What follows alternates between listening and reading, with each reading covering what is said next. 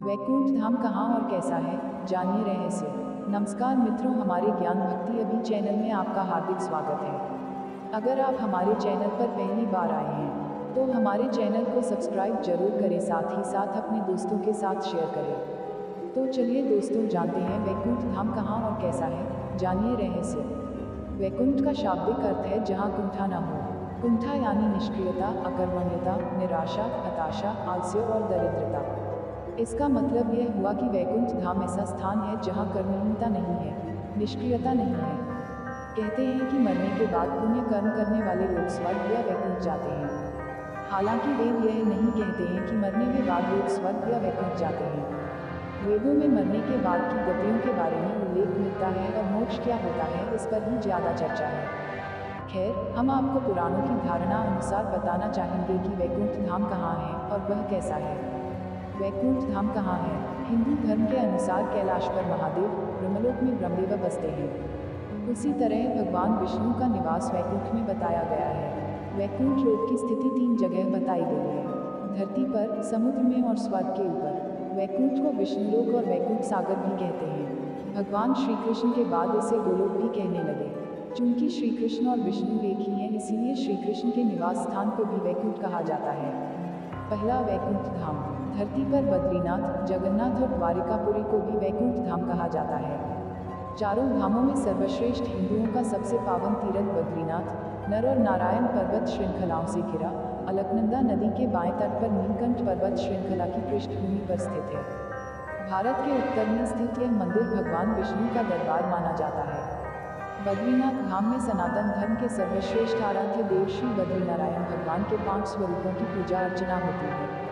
विष्णु के इन 5 रूपों को पंचबद्री के नाम से जाना जाता है: श्री विशाल बद्री, श्री योगध्यान बद्री, श्री भविष्य बद्री, श्री वृद्ध बद्री और श्री आदि बद्री। बद्रीनाथ के अलावा द्वारिका और जगन्नाथपुरी को भी वैकुंठ धाम कहा जाता है।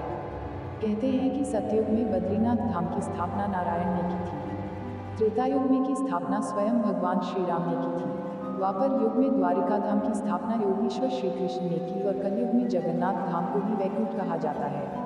पुराणों में धरती के वैकुंठ के नाम से अंकित जगन्नाथपुरी का मंदिर समस्त दुनिया में प्रसिद्ध है। ब्रह्म और स्कंद पुराण के अनुसार पुरी में भगवान विष्णु ने पुरुषोत्तम नीलमाधव के रूप में अवतार लिया था।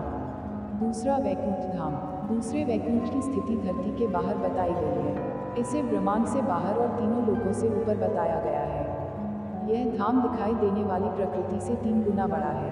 इसकी देखरेख के लिए भगवान के 96 करोड़ पार्षद तैनात हैं। हमारी प्रकृति से मुक्त होने वाली हर जीवात्मा इसी परमधाम में शंख, चक्र, गदा और पद्म के साथ प्रविष्ट होती है। वहाँ से वह जीवात्मा फिर कभी भी वापस नहीं होती। यहाँ श्री विष्णु अपनी 4 पटरानियों श्रीदेवी, भूदेवी, नीला और महालक्ष्मी के साथ निवास करते हैं। इसी वैकुंठ के बारे में कहा जाता है कि मरने के बाद विष्णु भक्त पुण्यात्मा यहाँ पहुँच जाते हैं।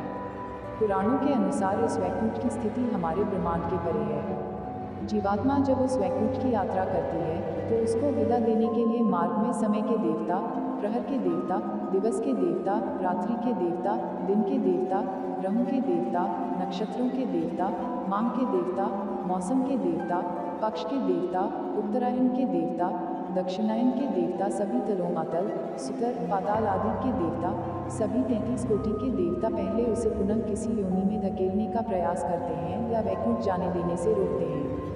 लेकिन जो जीवात्मा प्रभु श्री विष्णु की शरणागति होता है उसको ये सभी एकपाद विभूति के अंतिम सीमा तक जाते हैं और त्रिपाद विभूति के बाहर प्रवाहित होने वाली विद्या नदी के तट पर छोड़ देते हैं। इसी एकपाद विभूति में हमारा संपूर्ण ब्रह्मांड और सारे लोक अवस्थित हैं। इस एकपाद विभूति की सीमा के बाद शुरू होता है वैकुंठ धाम। पौराणिक मान्यता है कि इसी वैकुंठ धाम और एकपाद विभूति के मध्य विद्या नामक एक नदी बहती है। इस नदी से ही त्रिपाद विभूति शुरू होती है, जो वैकुंठ लोक है। मुक्त होने वाली जीवात्मा को जब सभी देवता विद्या नदी तक छोड़कर जाते हैं तब वह जीवात्मा नदी में डुबकी लगाकर उस पार चली जाती है। उस पार से पार्षदगण उसको सीधे श्रीहरि विष्णु के पास ले जाते हैं।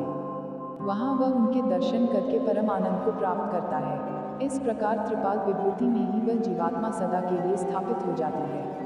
पुराणों में इस वैकुंठ धाम का बड़ा ही रोचक चित्रण किया गया है। तीसरा, वैकुंठ धाम। भगवान श्री कृष्ण ने द्वारिका के बाद एक और नगर बसाया था जिसे वैकुंठ कहा जाता था। कुछ इतिहासकारों के मुताबिक अरावली की पहाड़ी श्रृंखला पर कहीं वैकुंठ धाम बसाया गया था, जहां इंसान नहीं, सिर्फ साधक ही रहते थे। भारत की भौगोलिक संरचना में अरावली प्राचीनतम पर्वत है। भूशास्त्र के अनुसार भारत का सबसे प्राचीन पर्वत अरावली का पर्वत है। माना जाता है कि यहीं पर श्री कृष्ण ने वैकुंठ नगरी बसाई थी।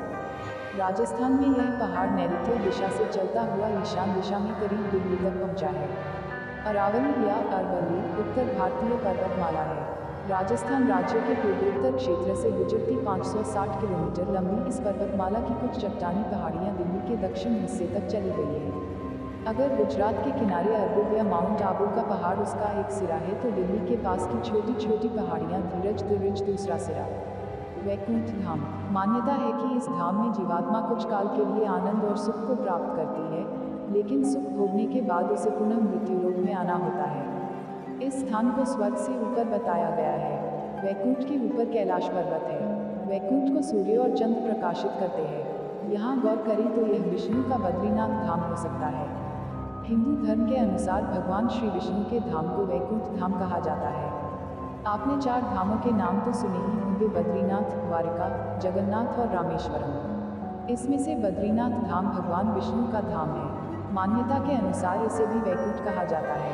यह जगतपालक भगवान विष्णु का वास होकर पुण्य, सुख और शांति का लोक है।